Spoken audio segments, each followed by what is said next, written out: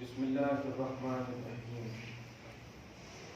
نحمده ونصلي ونسلم على حبيبه الكريم الأمين العزيز الرؤوف الرحيم وعلى آله وأصحابه الأفضلين الأكرمين أجمعين أما بعد أعوذ بالله من الشيطان الرجيم بسم الله الرحمن الرحيم هل ينظرون إلا أن تأتيهم الملائكة أو يأتي ربك أو يأتي بعض آيات ربك يوم يأتي بعض آيات ربك لا ينفع نفسا إيمانها لم تكن آمنت من قبل أو كسبت في إيمانها خيرا قل انتظروا إنا منتظرون صدق الله العظيم. حصول برکت کے لیے درود شریف پڑھیے. اللهم صل على سيدنا وشفيعنا وحبيبنا ومولانا محمد الناصر والكرم عليه وأصحابه أجمعين وسلم صلی اللہ تعالیٰ علیہ وسلم. سورہ انعام سورہ نمبر 6 کی آیت نمبر 159 سے درس کا آغاز ہے. 158 تک کا درس ہو چکا ہے.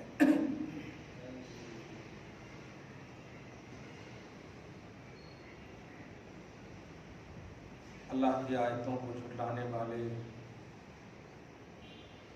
اللہ کی آیتوں سے روگردانی کرنے والے سوء عذاب کے مستحق ہیں اور اللہ کے یہاں بہت بڑے ظالم ہیں. انکار کی، روگردانی کی صرف یہی صورت نہیں ہے کہ کسی ایک آیت کو ہم نہ مانیں. روگردانی کی یہ بھی صورت ہے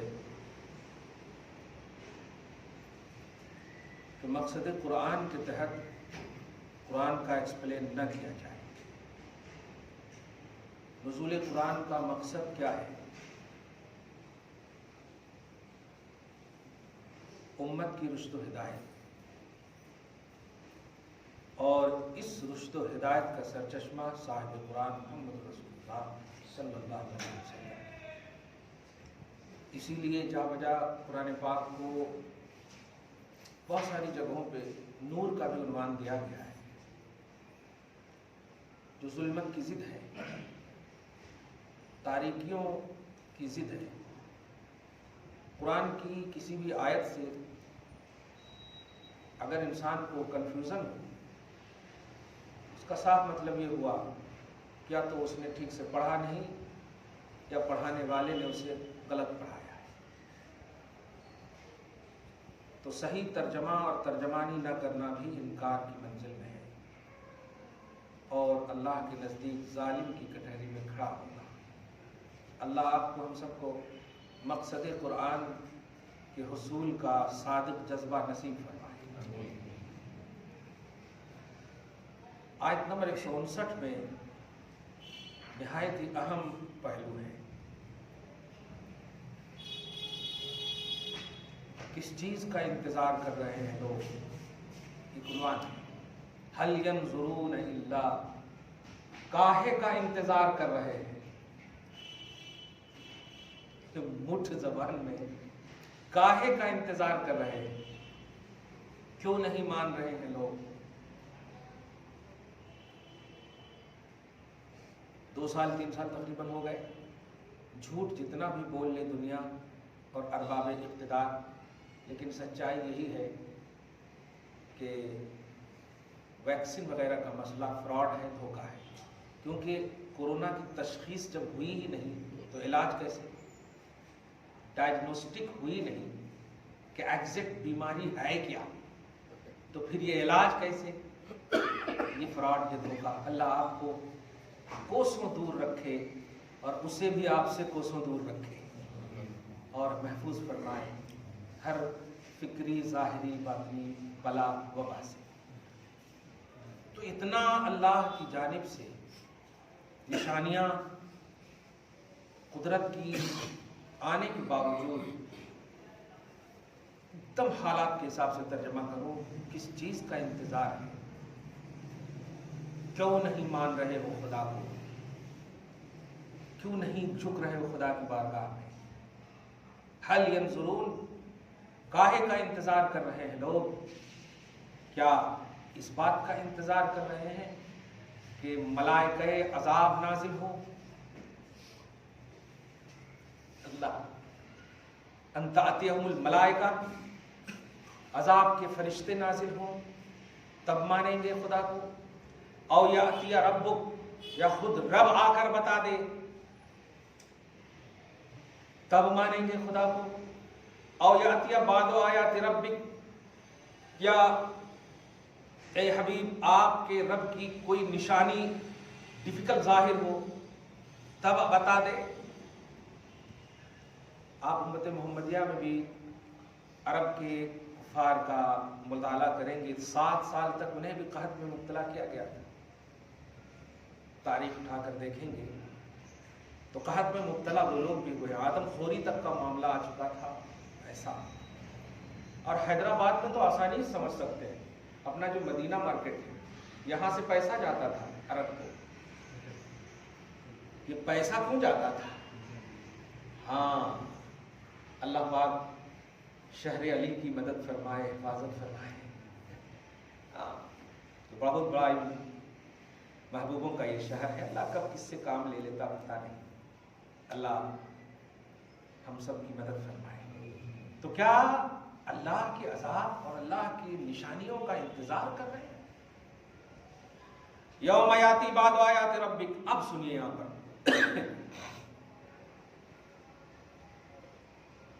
یاد کرو وہ دن جب تمہارے رب کی نشانی ظاہر ہوگی۔ یہ قیامت کی علامات قیامت اور عین قیامت دونوں کی بات کی جا رہی ہے۔ قیامت کی نشانیوں میں سے کتنی نشانیاں ظاہر ہو چکی ہیں آپ کو کیا بتاؤں۔ سب سے بڑی نشانیاں یہ ہیں کہ بزرگوں کا ادب ختم ہو چکا ہے، بڑوں کا ادب ختم ہو چکا ہے۔ آپ اس کو غور سے سنیے۔ کل ہمارے باپ مارتے تھے تو ہم اس مار کو اپنی معراج سمجھتے تھے، ہم اپنی ترقی کا ذریعہ سمجھتے تھے، اور آج مارتے ہیں تو گھر چھوڑ کر بھاگنے کی بات کرتے ہیں۔ ماں ہمارے سپورٹ میں ہو کر باپ کو چھوڑنے کی بات کرتی ہے۔ جس ماں کے لیے میرا باپ مجازی خدا ہے، سجدہ جائز ہوتا تو بیوی کو سجدہ ہوتا کہ شوہر کو کرے، وہ بیٹے کے لیے یہ سوچتے ہوئے کہ بیٹا میری مدد کرے گا، بیٹا میرا سپورٹ کرے گا۔ یہ جو حقوق کی پامالیاں ہیں، یہ قیامت کی بہت بڑی نشانی ہے۔ برائیوں کا سپورٹ ہو رہا ہے، اچھائیوں کی امید نظر نہیں آ رہی۔ جو بھی آپ عمل کر رہے ہیں اس کو آپ گارنٹیڈ سمجھ رہے ہیں، اللہ کی بارگاہ میں ایک دم مقبولیت تامہ کی سرٹیفکیٹ سمجھ رہے ہو۔ بھول گئے صحابہ کرام کی کارناموں اس ڈیجیٹل دنیا میں۔ سوچئے جب چراغ جلتا تھا تو صحابہ کرام بیس ہوتے تھے، ذریعہ علم نہیں تھا، معلومات کا ذریعہ نہیں تھا۔ لیکن ابھی بھی مجھے اچھے سے یاد ہے 10 15 20 سال پہلے کنڈے کی فاتحہ یا شب برات میں جو ہوتے ہیں نا حلوہ کی فاتحہ، اس کے وقت ہماری دادی یا کوئی بوڑھی بیٹھتی تھی، ممی ہماری بیٹھتی تھی، 2 گھنٹہ تک فاتحہ کرواتی تھی۔ اکتا بھی جاتا تھا، میں کبھی کبھی بولتا تھا ایک ہی بار کر دیتے نا ماں، پٹ سے تھپڑ مارتی تھی۔ یہ ہے دادا کا نام، اس کے نام سے کرو، یہ نانا کا نام، اس کے نام سے کرو، یہ پردادا کا نام، پورے نام ایک دم ایک لائن سے اللہ اللہ۔ اب اس میں کانسیپٹ دینا چاہ رہا ہوں آپ کو کہ یہ آج آپ کے پردادا کا نام آپ کو یاد ہے؟ کیوں ایسا ہو؟ جتنا دنیاوی علوم سے آپ قریب ہوئے، دینی علوم سے دور ہو گئے۔ کل کی مائیں بوڑھیاں بزرگ جاہل ہوتے تھے لیکن معلوم برابر ہوتا تھا، عقیدہ بڑا ٹھوس ہوتا تھا اور اسی پر قائم رہتی تھی۔ آج بھی لاٹھی لے کر کسی گھر میں اگر بوڑھیا یا بوڑھا موجود ہے تو گارجن مشرک اسی کو حاصل ہے، اسی کو حاصل ہے۔ تو یہ سب سے بڑی نشانی ہے قیامت کی کہ بزرگوں کو بھول گئے، اولڈ ایج ہوم کا تصور آج ہے، کل نہیں ہے. کل کا تصور تو یہ تھا کہ اگر کوئی بوڑھا گھر میں موجود ہوتا تو اس بوڑھے کو اپنی گارنٹی کی ضمانت سمجھتے تھے، اپنی مطلب کامیابی کی گارنٹی سمجھتے تھے. آپ حضرت اویس قرنی کی بارگاہ میں جو حضرت عمر نے بھیجا کیا تھا؟ یہی تو عنوان تھا. یہ سب نہیں معلوم ہے. معلوم زیادہ ہے آپ کو، عمل کچھ نہیں ہے. کل معلوم کم تھا اور عمل بہت زیادہ تھا. سخت تھے اپنے ایمان اور عقیدے میں. صرف اس بات کو آپ سمجھ لو کہ صحابہ کو جنت کی سرٹیفکیٹ ہاتھ میں مل چکی تھی. سرٹیفکیٹ جنت کی ہاتھ میں مل چکی تھی، لیکن پھر بھی انہوں نے کبھی نماز نہیں چھوڑی، کبھی ادب نہیں چھوڑا، کبھی جھکنا نہیں چھوڑا، کبھی حقوق زوجین، کبھی حقوق والدین، کبھی کوئی شکایت نہیں دیا. ابو ہریرہ کو ایک بار کہہ دیا تھا رسول اللہ صلی اللہ علیہ وسلم نے کہ تم اپنی ماں کو چھوڑ کر مت جانا. اتنا سا جملہ کہا تھا نبی نے، ماں کو چھوڑ کر مت جانا. مدینہ المنورہ میں ماں کے ساتھ رہتے تھے. حج کا جب موقع آتا سب لوگ جب جاتے تھے بہت روتے تھے اور سارے حجاج کو اپنے مطلب سینوں سے لگاتے تھے اور کہتے تھے دل تو بہت چاہتا ہے لیکن آقا نے منع کیا ہے. ہر چیز کو مصطفیٰ پر مقدم کرنا کیا بات ہے بتائیے.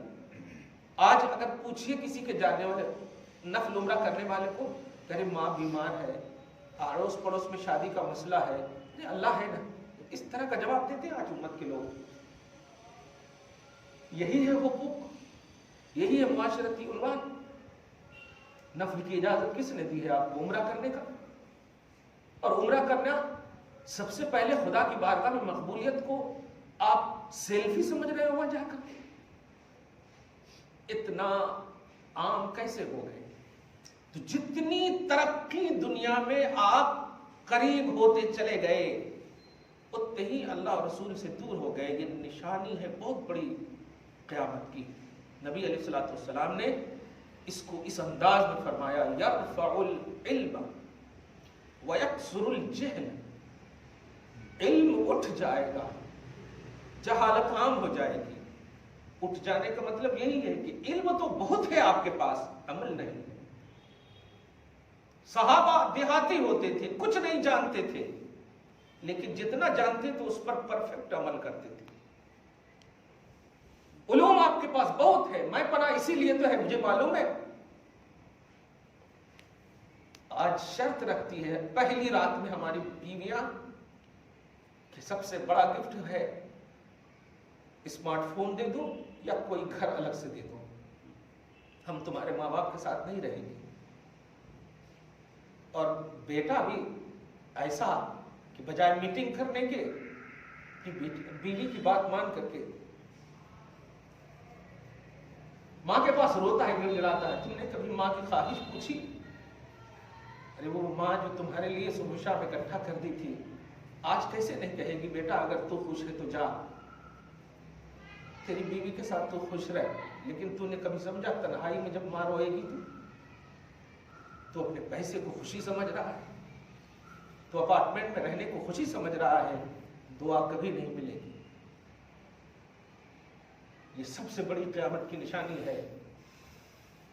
حج کو چھوڑ دیتے تھے صحابہ. اویس قرنی نے صحابیت کو چھوڑ دیا یار، جو سب سے بڑا فضل ہے، سب سے بڑی فضیلت ہے امت میں. نبیوں کے بعد سب سے بڑی فضیلت ہے صحابیت. نبی موجود ہیں، ملنا ایمان کی حالت میں موجود ہے. کیوں نہیں ملے بتائیے؟ کوئی زیادہ دور بھی نہیں، ساری پاسبلٹیاں موجود تھی، پھر بھی کیوں نہیں ملے جا کر کے؟ کیونکہ ماں کو کون دیکھتا. اور نبی نے اس خدمت کو اتنی خوشی سے پسند کیا کہ صحابیت بھی ان پر قربان نظر آ رہی ہے. حضرت عمر کو بھیجا، حضرت علی کو بھیجا ان کے پاس اور دعا کرنے کے لیے. کیا پاؤ گے آپ بتائیے؟ اللہ وہی ہے، رسول وہی ہے، ایمان وہی ہے، کلمہ وہی ہے. وہ کامیاب لوگ اتنا اسٹرانگ ہیں، اور آپ کون سی کامیابی ہے آپ کے پاس؟ بتائیے کس چیز کی، کس بیس پر آپ خدا کے سامنے حاضر ہونے کی بات کر رہے ہیں؟ نہیں ہو سکتی۔ قیامت کی نشانی ہے۔ آج رات کی تاریکیوں میں غیروں سے بات کرتے ہو، آپ کیا سوچ کر بات کرتے ہو؟ نبی کی بیویوں کے حوالے سے کچھ سوچا آپ نے؟ عمر ابن خطاب نے حضرت سودا کو یا کسی بیوی میں سے کسی کو دیکھا، آپ ذرا سوچیں، امہات المومنین، ام المومنین ہے، دیکھا کہ پہلے کے زمانے میں یہ بیت الخلاء وغیرہ کا تو عنوان نہیں تھا، سب باہر کھلے میدان میں جاتے تھے۔ آج بھی دیہاتوں میں ایسا ہے۔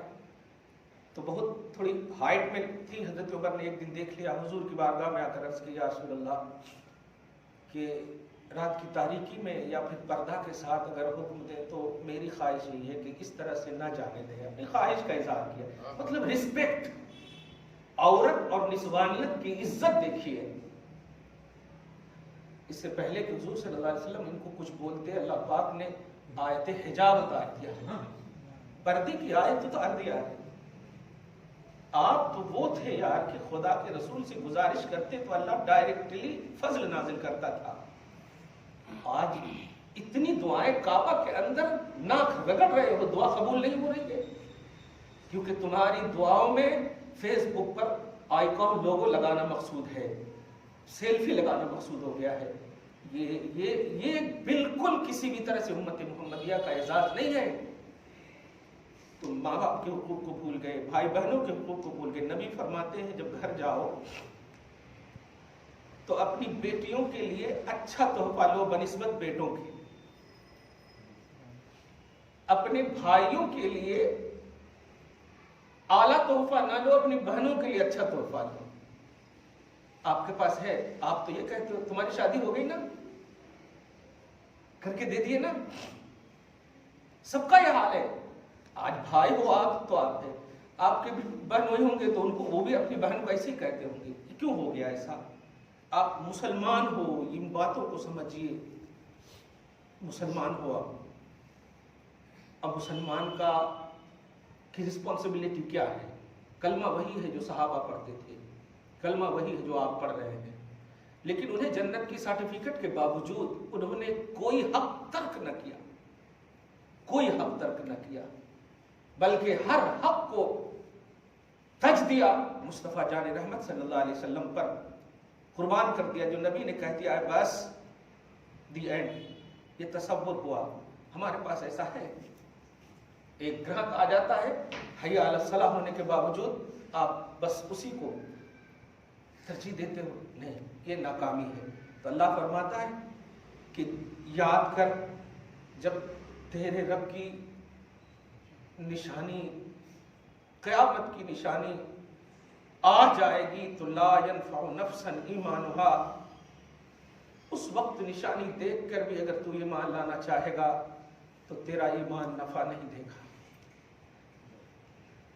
نشانی سے پہلے ایمان اچھا کر، نشانی سے پہلے کمائی اچھی کر۔ اللہ فرماتا لم تکن آمنت من قبل، اگر اس نشانی سے پہلے تم نے ایمان نہیں لایا، او کسبت فی ایمانہا خیرا، یا ایمان تو لائے لیکن کوئی خیر کام نہ کی، ایک فارمیلٹی کے طور پر زندگی کاٹے۔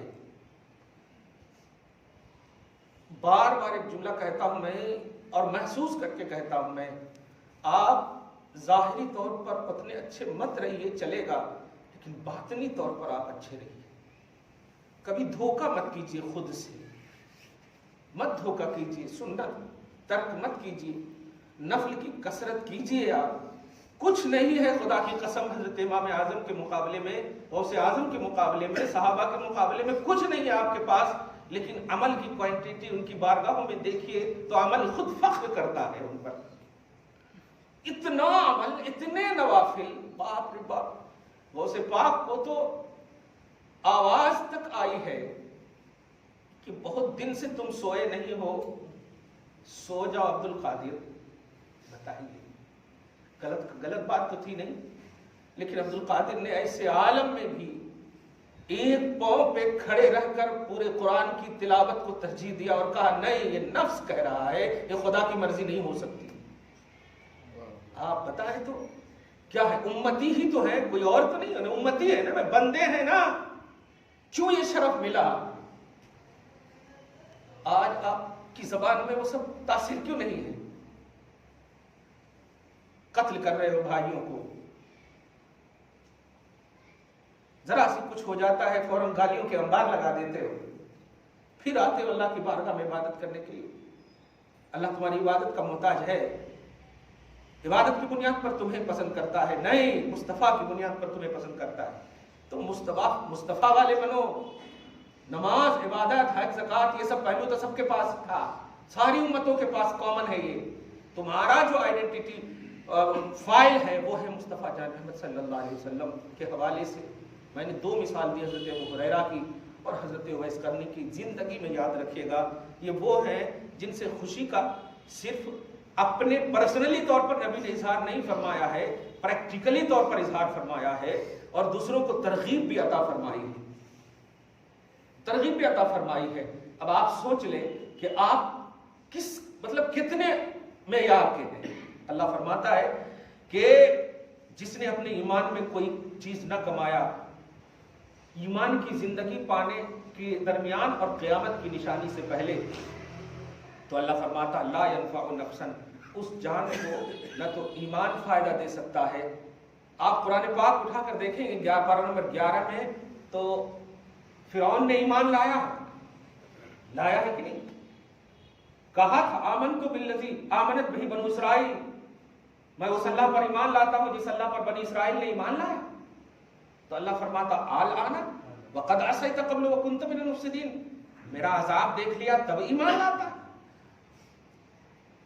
تو ایمان لایا نا، اللہ پاک جب قبول کر رہا ہے، ایمان ریئل ایمان ہے، کوئی غلط ایمان بھی نہیں ہے، کہہ رہا ہے کہ اب ایمان لائے ہو، اس کا مطلب لایا ہے، مگر کہہ رہا نہیں، دیکھنے سے پہلے اگر ایمان لاتے نا عذاب کو، تب جا کر تیرا ایمان معتبر ہوتا۔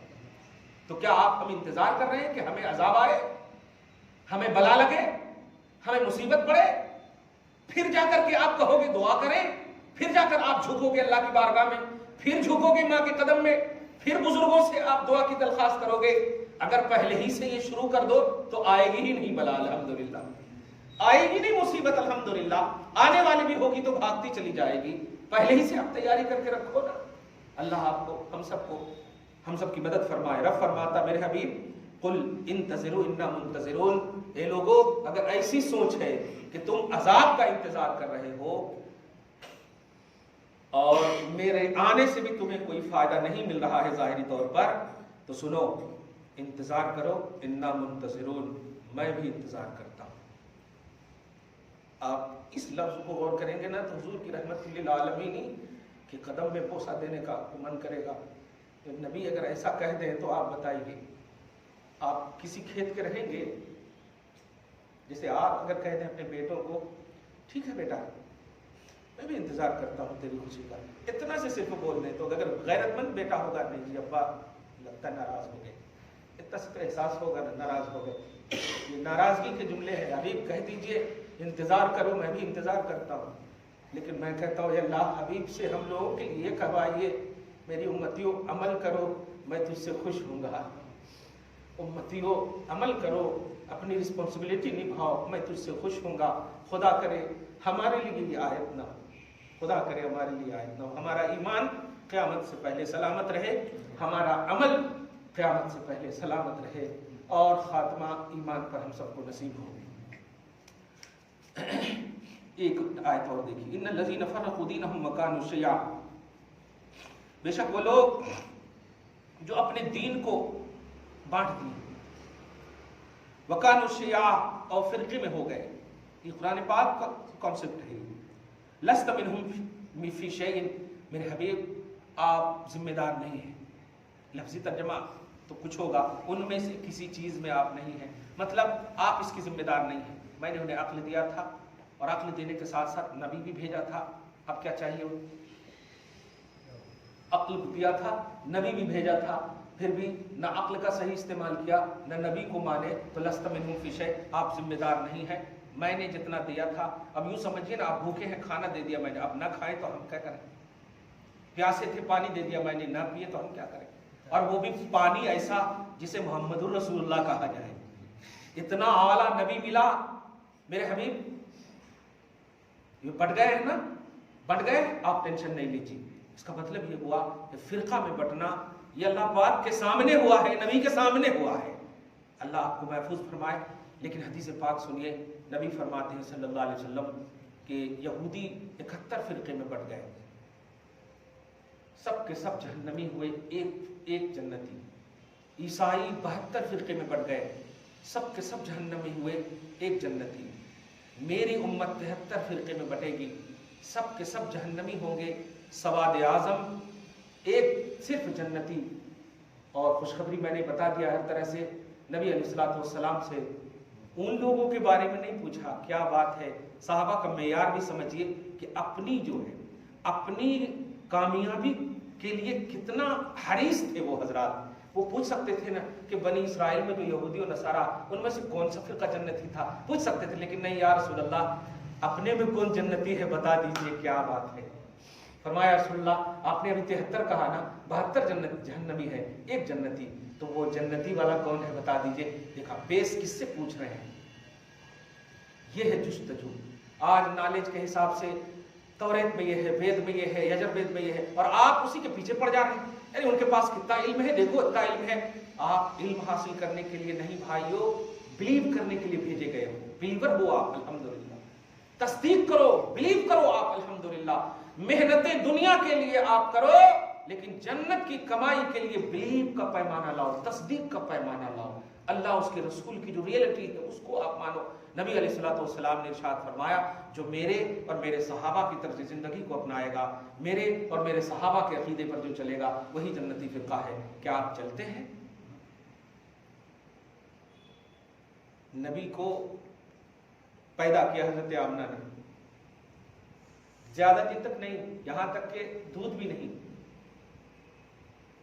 سمجھ رہے نا, دودھ بھی نہیں. دودھ نہ ہونا یہ بھی اختیاری ہے حضرت حلیمہ کی عظمتوں کی بنیاد پر, ان کی سعادتوں کی بنیاد پر, سمجھ رہے آپ. لیکن میں پوچھنے یہ جا رہا ہوں, حدیث کے حوالے سے بڑی اہم بات آ گئی ہے کہ بہت روتے تھے آقا. کبھی کسی کے منہ سے سن لیتے تھے نا ماں کا لفظ تو تنہائی میں جا کر روتے تھے آپ. میری بھی ماں ہوتی تو میں ماں بولتا. یہ دھڑک کو اللہ پاک اتنا پسند کرا. میرے حبیب اعلان جب ہو گیا رسالت کا تو بہت ساری چیزیں جو ہے نا لفظ میں نہیں پروئے جا سکتی, مگر سمجھ میں آ جاتا ہے. کبھی کبھی بول بھی دیتے ہیں ہاں میں سمجھ گیا ایسا.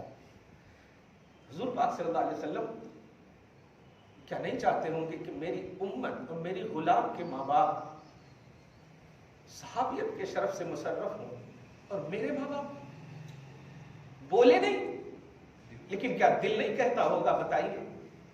جن کے لیے سوغات خدا, رضوان خدا, رضا مولا نازل ہو رہی ہے جن کے ماں باپ کے لیے, جب وہ سناتے ہوں گے کہ ماں باپ کو اف تک نہ کہو, جب وہ سناتے ہوں گے ماں باپ کا یہ مقام ہے, جب وہ سناتے ہوں گے ماں ماں ماں پھر باپ, تو کیا تڑپ نہیں آتی ہوگی.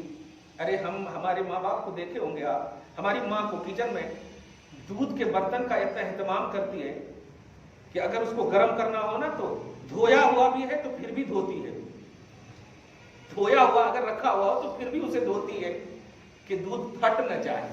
کتنا اہتمام ہے. آپ ذرا سوچئے, طیب و طاہر محمد رسول اللہ کو رکھنے کے لیے آمنہ کے پیٹ کے انتخاب میں اللہ پاک نے کتنا اہتمام فرمایا ہوگا, کتنا اہتمام فرمایا ہوگا. نور نبوت کو رکھنا ہے وہاں, کتنا اہتمام فرمایا ہوگا. کچھ ظالموں نے نبی کے ماں باپ پر انگلیاں کسی ہیں, وہ ان کی بدبختی ہے. آپ کبھی ایسا نہ کہنا میں نے تو کہا ہے دنیا کی ساری ماں ایک طرف, میرے محمد کی ماں ایک طرف ہے, میرے محمد کی ماں ایک طرف ہے. ہاں حضور پاک صلی اللہ علیہ وسلم نے یہ احساس کا قلبی اظہار فرمایا. اللہ پاک نے کہا میرے حبیب ہم جانتے ہیں آپ جو چاہتے ہیں ایسا کرو, آپ جاؤ اپنی ماں کی قبر پہ, اپنے والد کی قبر پہ, اور جا کر انہیں اٹھاؤ اور کلمہ پڑھا کر صحابی بنا دو. یہ اعزاز آپ کے لیے ہے، یہ اعزاز آپ کے لیے آپ چاہتے تھے نا، جب کوئی اپنے باپ کی تعریف، اپنی ماں کی تعریف سب کرتا تو آپ کا بھی دل بتقاضۂ ابنیت، بیٹے ہونے کے تقاضے کے ناطے میرے حبیب چاہیے۔ چنانچہ صحیح مسلم وغیرہ کی تشریح کے آئینے میں آپ دیکھیں گے، اور ابن کثیر وغیرہ تفسیر کی دنیا میں بھی، تو آپ کو یہ بات معلوم ہوگی کہ حضور گئے اور اٹھا کر کے پڑھے۔ سوچئے کیسا لگا ہوگا جب ماں نے بیٹا کہا ہوگا، باپ نے بیٹا کہا ہوگا۔ آپ سمجھ رہے اس بات کو؟ تو یہ اعزاز ہوتا ہے۔ حضور پاک صلی اللہ علیہ وسلم نے آپ کے لیے، ہمارے لیے، اپنوں کے لیے کیا کیا، کیسا کیسا نہیں سوچا، اور آقا نے جو سوچا پازیٹو، اللہ پاک نے وہ سب پورا فرمایا ہے۔ اب آپ کی ذمہ داری ہے کہ آپ کیا کرتے ہو۔ آپ کی ذمہ داری ہے۔ آج گھروں کے صوفے پر بیٹھ کر کے سب موبائل لیے ہوئے ہو، نہ ماں کا خیال ہے، نہ بھائی کا خیال، نہ بہن کا خیال ہے۔ کب بات کرو گے ماں سے، کب ماں کی دعائیں لینے کی بات کرو گے؟ سونے کے وقت کھانے، اب تو ماں کھانا کھانے بھی کہتی ہے، تو اولاد کہتی ہے 2 منٹ ماں، ایک اچھا سیریل آ رہا ہے۔ کیا ہو گیا ہے؟ ترس جاؤ گے جنت جانے کے لیے، ترس جاؤ گے قبر میں انعامات پانے کے لیے۔ کیوں؟ اس لیے کہ ذریعہ دنیا ہے۔